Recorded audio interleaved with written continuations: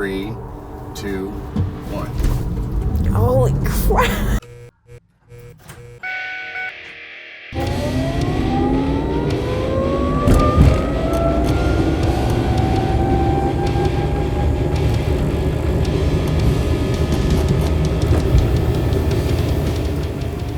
A lot of people think I'm a Tesla hater.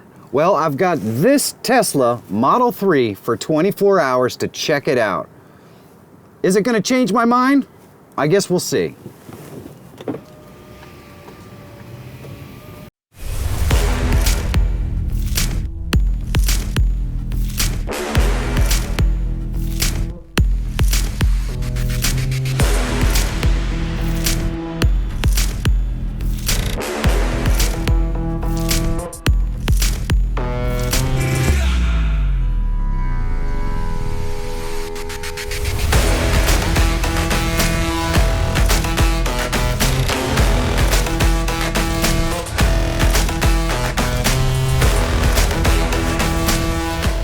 This right here is a 2019 Tesla Model 3 Performance Edition. So we've got our door handles right here. You just press this in, it rolls down the window, pulls them out. You've got your side-facing camera right in here. It's embedded in the pillar. Might be a little hard for the camera to see. Really smooth lines. These will tuck in eventually. At some point while I'm talking, they'll just tuck in. You've also got side-facing cameras right here. And then you can see Josh has some massive, massive wheels on this thing. I believe these are 20s. Yep, they're 20s. And like I said, it's a performance package. This being an electric car, it doesn't take gas. So of course you have to plug it in. And it has the charge port hidden right here, which is really cool. Let me pop this out. So I just put it on here and I click open the port. And there we go. And I can close the port right there as well. The trunk opens with a button right under here. And you can see this has a lot of room in it. We've got it kind of filled with camera gear right now, but you wouldn't notice anything different or electric about this trunk area or the car in general when just looking at it from the outside. I don't even know if I know how to open the front, but we've got the Tesla app right here, and there's some buttons on here, and this one, I believe, will open our front. Well, let's see. Are you sure? There we go. Let's check this out. Oh, so you've probably got enough room here for a little suitcase. Has little tabbies, maybe you can tie it down.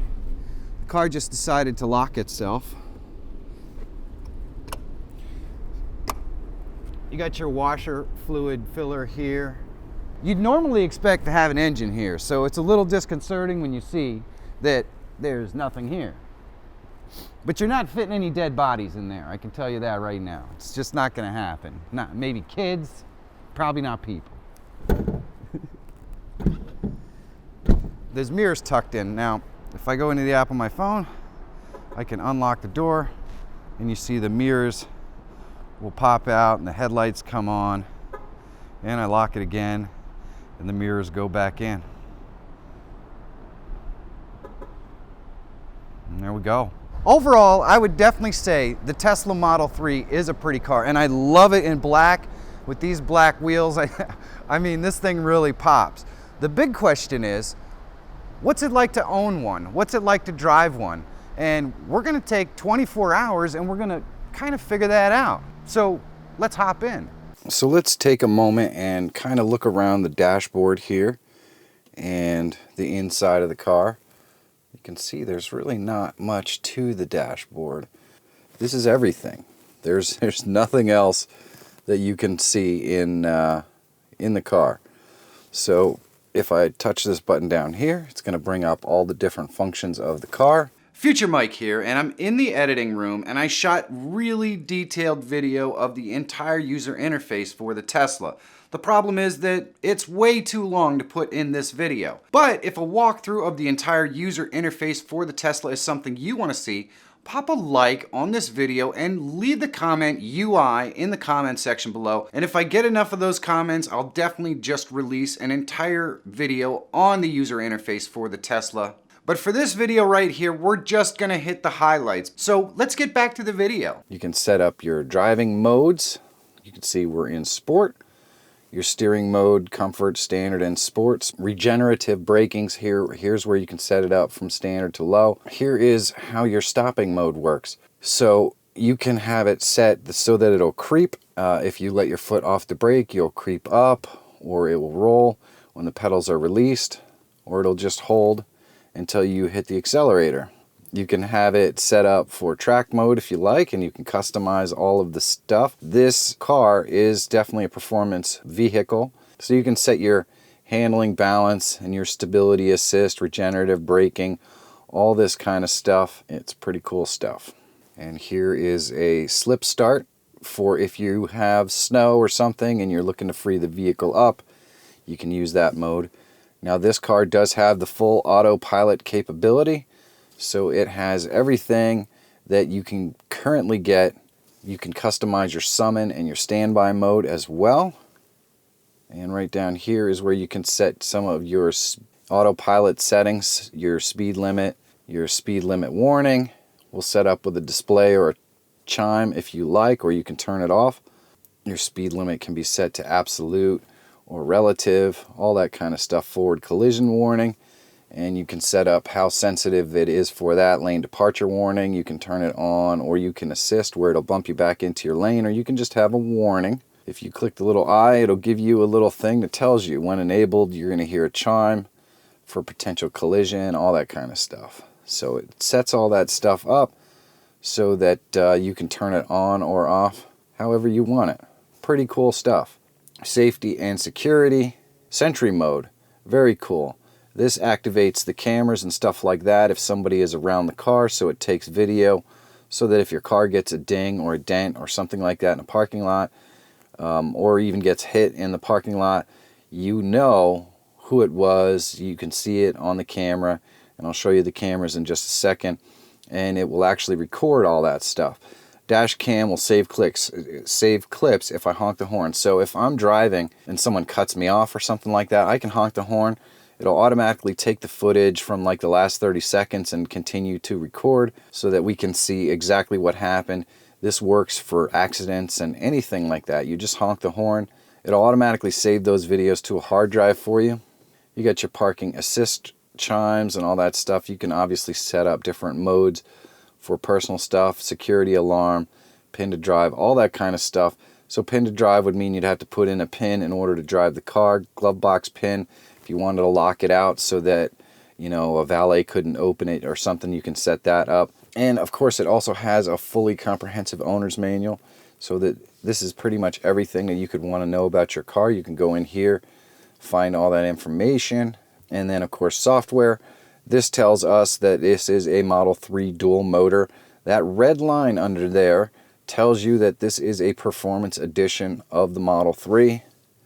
You can see the full self-driving capability, and it includes the package. So that is what, if you were going to buy a pre-owned Tesla and you didn't know what the vehicle had, this is right under software is where you're going to be able to find all the information on what your vehicle came with. And this is what you would be looking for if it had all the self-driving package included right here, the premium connectivity and all that other stuff. So this is kind of the added features that were already paid for. So when you go to buy a Tesla that's used, you can come in here and look and see what it already has. This is the standard map. You can change it up so it's on the world view or the map view, however you want. You can have it so it tells you when the lights are on or off. This one right here is going to tell you where your superchargers are. You can have your audio set up here. All right, so here you can look at your energy usage. So you can start a trip, or we can go to consumption. We can see what was used in the last 5 miles, the last 15 miles, the last 30 miles. You can use instant range or average range, set it up however you want. You can also set the trip computer so that it will monitor your energy usage on a trip.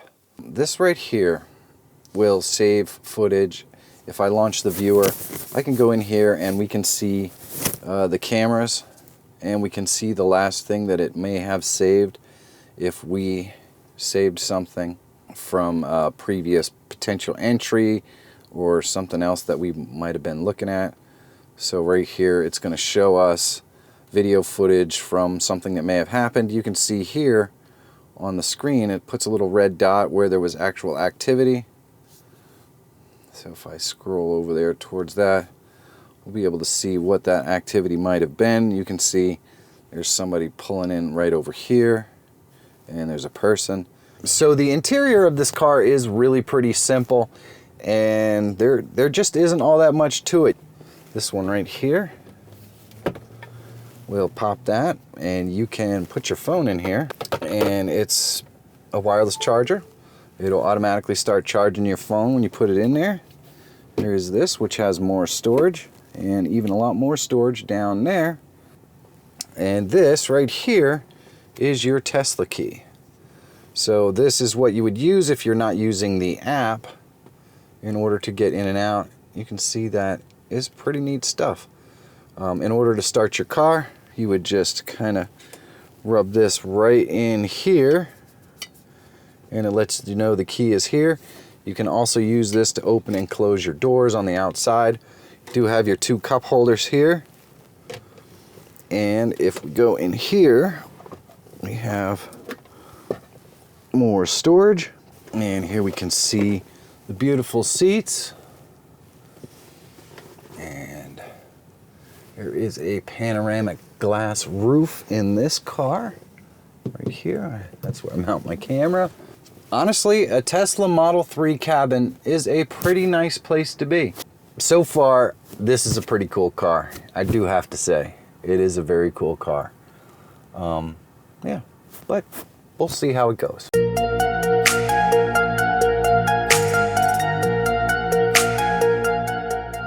So I'm going to go and see if I can figure out how to charge this thing up. We're only down to 69%, but you know, if I'm gonna do any kind of performance runs or anything like that, just to try it out and see how fast it goes, well, I'm gonna want to have it all fully charged up. So here's something that's really interesting. Oh, and by the way, it's driving itself. So I can take a nap or surf my phone, or no, keep your hands on the wheel, drive like a normal person, unless you have a Tesla, apparently. But so I put in the location for the supercharger and set it in as the destination, and it comes up with the message that it's preconditioning the battery for fast charging or non-driving.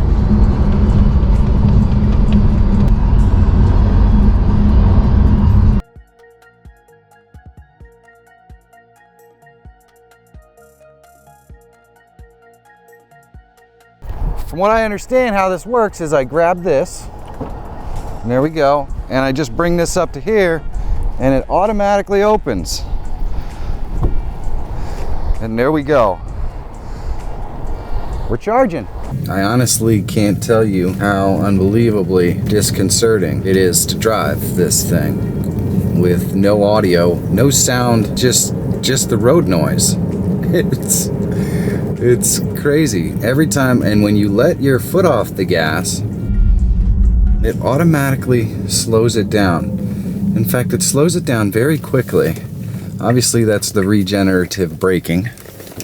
I would think you could probably get away, depending upon what sort of driver you are, with driving this car without ever really hitting the brakes, if you wanted to. It's also very difficult to get a gauge or feel on how fast you're going. It's very quiet. There's literally nothing that can distract you from the driving experience. There's no buttons, there's no knobs, there's no gauges. It's very, very strange. Maybe I'm a little bit biased because I drive a Mustang with a big V8 that makes a lot of noise, and part of the connection that I have with that car is the noise that it makes. So when I'm driving a car that's this unbelievably silent, it's disconcerting. When you stop, it's still. There's no movement, there's no rumble, There's no small vibration from the engine. It's just completely still and silent. It's just kind of strange. The regenerative braking feels much more heavy-handed when you're going slow than it does when you're moving at speed. It doesn't really seem to notice when you're moving at speed. The other thing that this does is it kind of gives you a little visual representation of all the people and things that are around you. That it picks up. It tells you that the light is green. Oh, my wife is gonna love that. I'm really fascinated to see the reaction that I may or may not get from my wife when I take her out for a ride, because this thing accelerates at just an incredible rate. It's pretty unbelievable, and it's completely instantaneous. When you put your foot into the pedal, it just boom, it just rocks your head back into the seat. Even at 60 miles an hour, if I put my foot in the car, it just boom. It's almost scary. Now, it does make sound. It's certainly not silent once you've been driving it for a little while. You hear whirring and, like a high-pitched noise and that sort of stuff. So it does make an audible sound. It's not complete silence. This is maybe the most unique car experience from a driving perspective or driving experience that I've had in a very, very, very long time. And that's cool. That's cool because I can see now why people who love Teslas love their Tesla. It offers a driving experience and an ownership experience that is totally different and unique compared to ownership of a Ford or a Chevy or a Chrysler. Every car I've driven ever in my life had a binnacle up here with gauges that told you your speed and your RPMs and all that kind of. And this car basically takes all that and tosses it right out the window and gives you a completely unique and different driver experience. It's almost, dare I say, a little bit more connected to the road just because all of that distraction is gone. And you would think that having everything that you can do or everything on the car in this massive iPad looking thing that's right here on the dash would be something that would distract you all the time, because you have to look down here for my miles per hour and I have to anything about the car, but there's nothing to know about the car except for your speed. And on a car like this, I'm so used to screens that I don't even look down. I feel like I'm just getting a complete immersive driving experience. I have to admit, I kind of like it. All right, so what we're going to do is we're going to get on this on-ramp and I'm going to come to a full stop. And we're going to give it the beans. So are you ready? As ready as I'll ever be. Do you want to tell the folks your concerns? My concerns is that my heart's gonna explode. It's that interesting heart condition. That heart condition. Now I'm expecting, because you always know when you're accelerating, you feel that shift. And I have been told that you don't feel that shift, so you're waiting for it, you're anticipating it, but it just doesn't happen. So I'm a little bit interested and excited to see how that feels, and will I want to say, okay, it's time to shift now, without that actually happening. All right, so we'll see how this works out. Yes, we will. And I'm going to count down. So 3, 2, 1. Holy crap.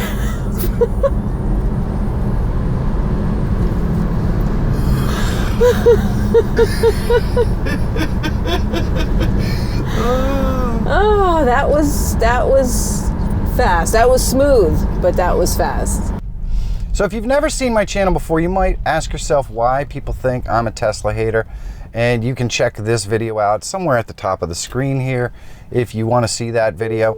But essentially, I did a video talking about how Tesla is big business. And it wasn't actually about the cars that Tesla builds. It was more about the fact that people think that buying Tesla is an altruistic event. And that's awesome friggin' marketing. It's the best marketing. It's absolutely the quintessential big business. But in feeling that you're doing something altruistic when you buy a car, you may not necessarily look at all of the big business aspects of what it takes to create and build those cars. So the entire purpose of the video was just to basically say, look, Tesla's still big business, and chances are if they have the opportunity to make more profit, they will do it, and they will pull the wool over your eyes on what they're making seem like some sort of altruistic movement, when in reality, they're just big business. I gotta be honest, I really like the car. I really do. So what are the pros? Well, I love the look of the car. I'm a big fan of the interior of the car. I love the minimalist aspect of it. And this thing does drive really nicely. And the other thing that I really love about it is the performance. I mean, this thing gets up and goes really fast, no matter how fast you may already be going. And it puts a smile on my face almost every single time. What are some things that I don't really like about this car? I gotta be honest, I'm definitely not over range anxiety. If I'm on a long trip, I really don't wanna have to wait 45 minutes for the car to charge up. And because of the fact that the chargers are located where they're located, you may not necessarily have the option to choose where you want to charge the car. The locations of the chargers pretty much choose the location and the timing of when you're going to charge the car for you. And so it takes a lot of the options out. The other aspect of driving this Tesla Model 3 that I don't really care for is that when I drive my Mustang, the sounds that it makes, the noises, that engine, and all of those things create a more visceral experience for the driver than driving something like this. I just feel like the lack of any engine sound, engine vibration, gives you a disconnected feel when you drive it and removes some of the connection, passion, and excitement from the car. It feels very sterile and very impersonal. If you're a Mustang or a muscle car fan in general, the American big V8 rumble is something that is part of the car experience. And I don't know that it necessarily has to be a part of the car experience to enjoy the car, but it's totally missing from this car. And I feel like it makes it a much more sterile experience. So that kind of has to be a negative. I honestly couldn't even tell you how or where to get something like this serviced. So if I'm in an accident, is the shop going to work on it? Is the shop going to be able to find the body panels to replace? Well, that's all up for question and debate. And I guess that's just the cost of owning a car that apparently doesn't have any dealership network or service network at all. And I don't know why that is. To me, that doesn't seem like a particularly brilliant service model. I mean, even Apple eventually figured out that they needed a place for people to take their devices to get them fixed. So they created a retail store. And I really think that Tesla at some point is going to need to set up something similar to give people the opportunity to have these vehicles serviced or fixed or repaired, have problems looked at without having to pay a ridiculous sum of money for a technician to come to your house where most people don't own a lift or something like that. It seems a little crazy to me. So I do think that the service piece of owning a Tesla is a negative right now at this point as well. Overall, I think that this car, even at $50,000, is probably a pretty good deal. I'm not sure how much more I would pay for this car, but it's worth every freaking penny of $50,000 for sure, given what you get. With that being said, if you look at other cars on the market that are in the same size category as this car, with the same sort of accoutrements that you find on the interior or features, this car would kill it at $35,000. Everyone would want to own one. But I can totally understand why the average consumer would look at this vehicle for $50,000 and say, well, why not just buy a Camry? They're going to have a very difficult time connecting all the technology and everything else to the price of the car because, well, it's new. They've never experienced it. But overall, I love this car. I would definitely own one of these. It's a lot of fun to drive. From a driving experience standpoint, it's completely unique to anything else that you can find on the market. I can tell you this, if you love cars, it's hard not to love a car that will do this and just push you back in your seat. It's a beautiful thing. It really is. Well, I'm back in the Mustang, and all I can say is, from an acceleration standpoint, I'm gonna miss that Tesla. It's pretty addictive, if I'm being honest, and I'm gonna really miss it. So all I can say is I love my Mustang, but that Tesla Model 3, I need one. I need one soon.